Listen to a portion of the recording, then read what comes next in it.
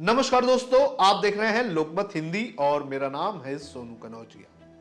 महाराष्ट्र में आने वाले कुछ दिनों में विधानसभा के चुनाव होने हैं और इस चुनाव को देखते हुए जो अलायंस है महाराष्ट्र के, वो अपने साथियों के साथ मिलकर सीट शेयरिंग को लेकर अपने मतभेद जो है वो खत्म करना चाहते हैं और चुनाव की तैयारी में लगना चाहते हैं।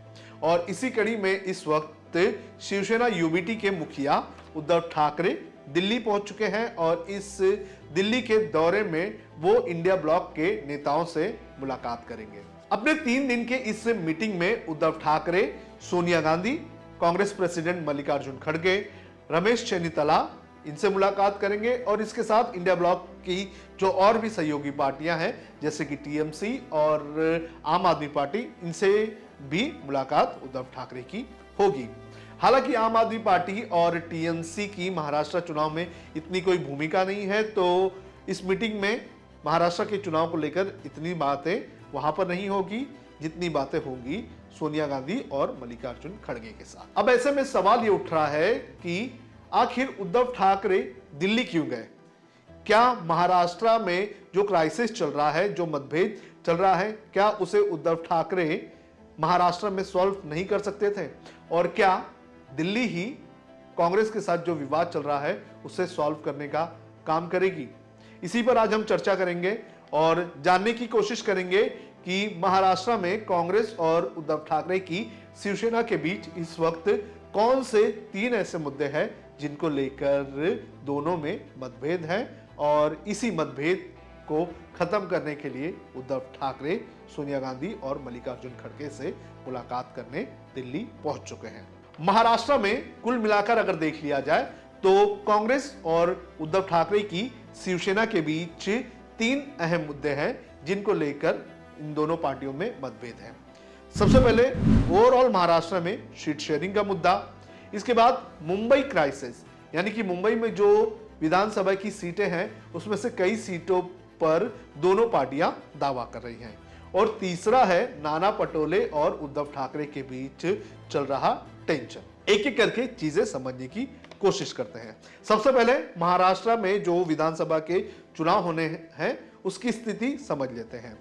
महाराष्ट्र में 8 नवंबर 2024 तक नई सरकार बननी है, यानी कि अक्टूबर 2024 तक महाराष्ट्र में जो विधानसभा के चुनाव हैं उन्हें संपन्न करवाना है, यानी कि नई सरकार जो है नवंबर तक मिल जाएगी। और इसके पहले ही सीट शेयरिंग का मुद्दा जो है वो खत्म करना है और चुनाव की तैयारियों में लगना है।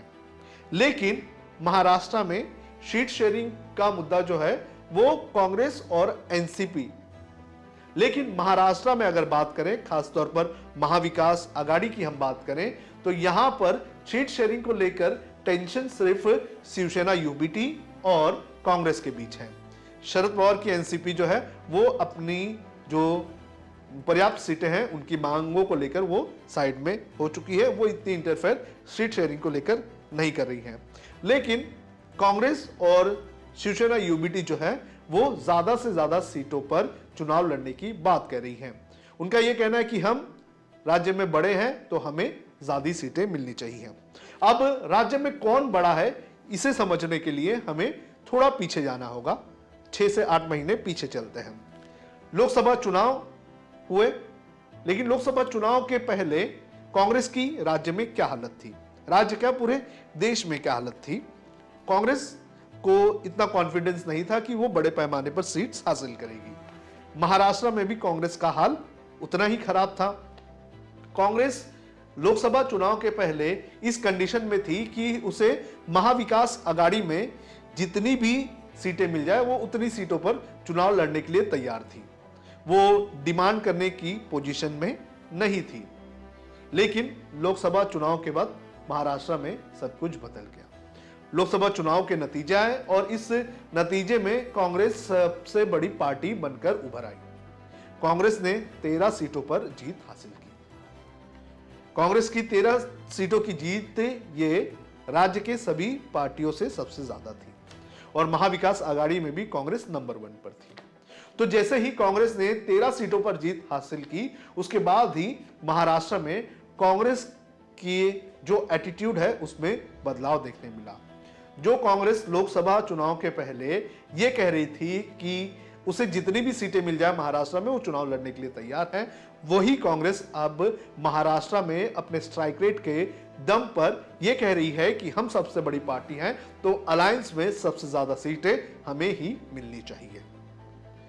वहीं दूसरी तरफ अगर बात करें शिवसेना की, तो शिवसेना यूबीटी का भी यही कहना है कि राज्य में हम बड़े भाई हैं, हमें सबसे ज्यादा सीट मिलनी चाहिए। सेंटिमेंट्स हमारे पास है और हमारे सेंटिमेंट्स के वजह से ही कांग्रेस को बड़ी जीत हासिल हुई है। तो दोनों पार्टियों के बीच इस वक्त इस बात की लड़ाई है कि कौन ज्यादा सीटों पर चुनाव लड़ेगा। कांग्रेस जो है वो एक तरफ ये कह रही है कि हमें 120 से 125 सीटों पर चुनाव लड़ने का मौका मिलना चाहिए, तो जो शिवसेना है उद्धव ठाकरे की, वो भी ये कह रही है कि उन्हें भी 125 सीटें मिलनी चाहिए, क्योंकि पिछले चुनाव में भी उन्होंने, जब उनका बीजेपी के साथ अलायंस था, तो उन्होंने भी 125 सीटों पर चुनाव लड़ा था।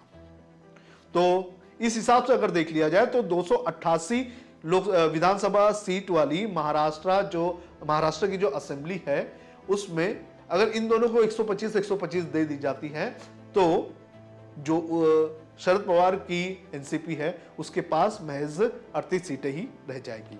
तो ये फॉर्मूला काफी जटिल होने वाला है और इसी फॉर्मूले को जो है सेट करने के लिए उद्धव ठाकरे दिल्ली पहुंच चुके हैं और दिल्ली में उद्धव ठाकरे सोनिया गांधी और मल्लिकार्जुन खड़गे के साथ मुलाकात करके इस प्रॉब्लम का निवारण कर देंगे। ऐसे में सवाल ये उठ रहा है कि उद्धव ठाकरे आखिर क्यों दिल्ली जाकर महाराष्ट्र के प्रॉब्लम्स को सॉल्व करना चाहते हैं।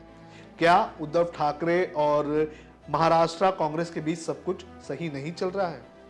तो ये सीट शेयरिंग का मुद्दा जो है वो इस वक्त कांग्रेस और शिवसेना यूबीटी के सामने है, जिसके लिए उद्धव ठाकरे सोनिया गांधी और मल्लिकार्जुन खड़गे से मुलाकात कर रहे हैं।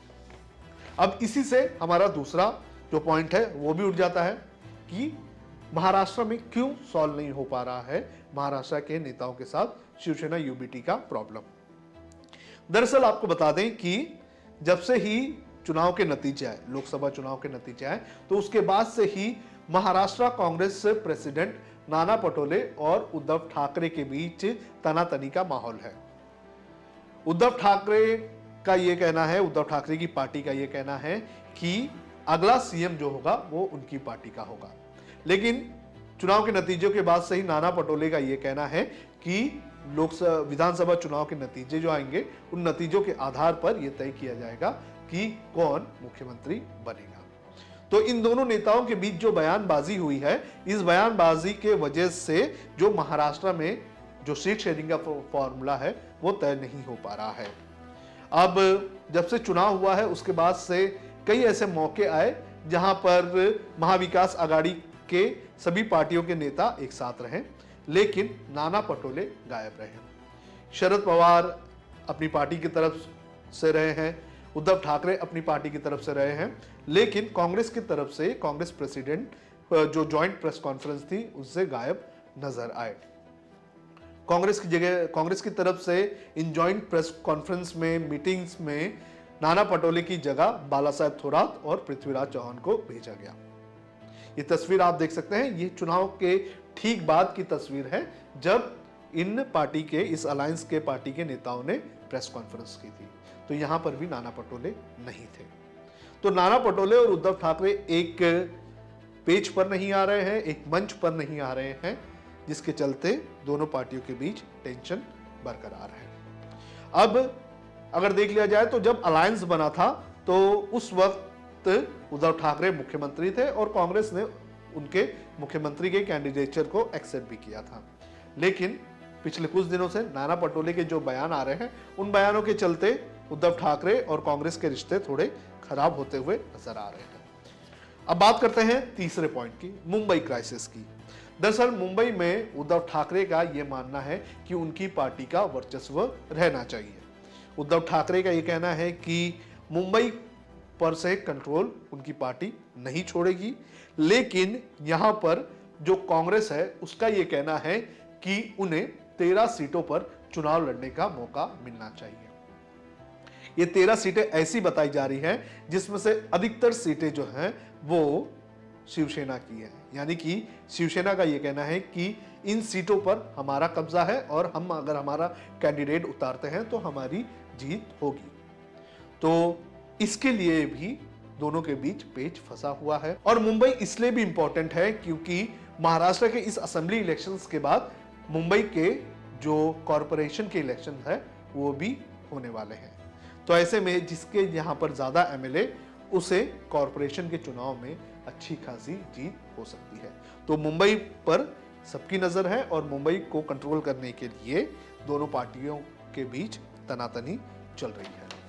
तो ये तीन चीजें हैं जिनकी वजह से उद्धव ठाकरे दिल्ली पहुंच चुके हैं और दिल्ली पहुंचकर उद्धव ठाकरे सोनिया गांधी, मल्लिकार्जुन खड़गे और कांग्रेस के आला नेताओं के साथ बैठक करेंगे और इस बैठक में सीट शेयरिंग का फॉर्मूला तय किया जाएगा।